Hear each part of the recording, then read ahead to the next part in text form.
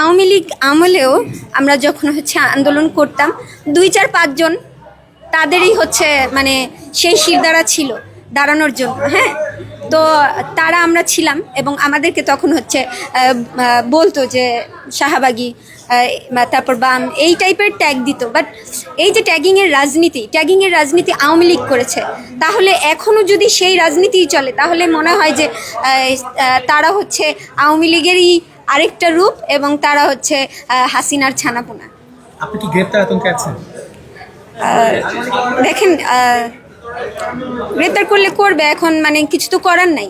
এখন মিথ্যা মামলাটাই যদি ফেসবুকের ফুটেজ, খণ্ডিত ফুটেজ দিয়েই যদি মানে সব মানে মামলার করা যায়, তাহলে আমার মনে হয় যে এই দেশে আমার মনে হয় না যে আইন আছে। কারণ আমার দেখেন, আমরা আন্দোলন নিয়ে গেছি, আমাদের আন্দোলনের মধ্যে কিন্তু 20 থেকে 30 জন